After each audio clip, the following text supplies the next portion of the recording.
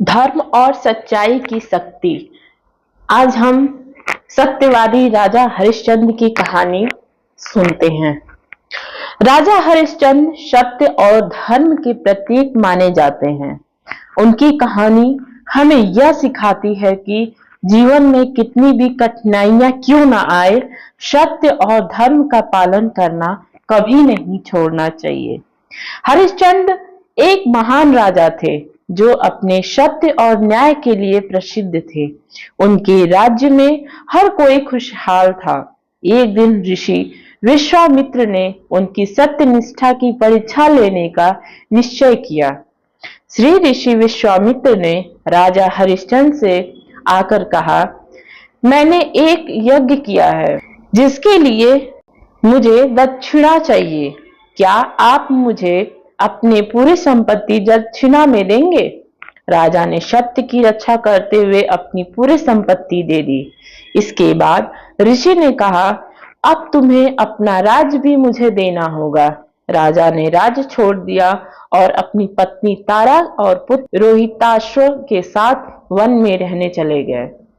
राजा ने ऋषि को दक्षिणा पूरी तरह नहीं दी थी, इसलिए उन्होंने काशी में जाकर एक डोम के रूप में काम करना शुरू किया।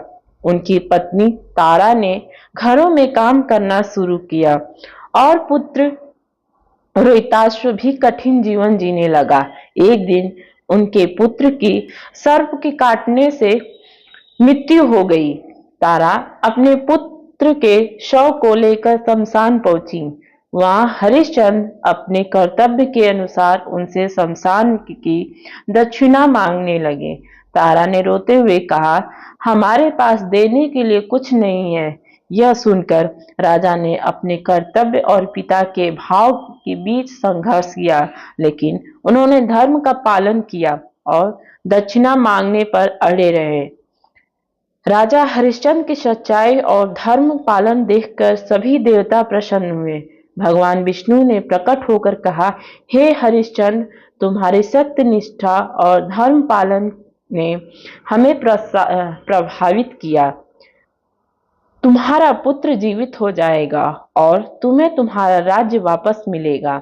हरिश्चंद्र ने अपने सत्य और धर्म से न केवल परीक्षा पास की, बल्कि उन्होंने यह भी देखा कि सच्चाई की शक्ति सबसे बड़ी होती है। अगर आपको ये कहानी पसंद आई हो तो प्लीज हमारे चैनल को लाइक कीजिए, सब्सक्राइब कीजिए, शेयर कीजिए। धन्यवाद।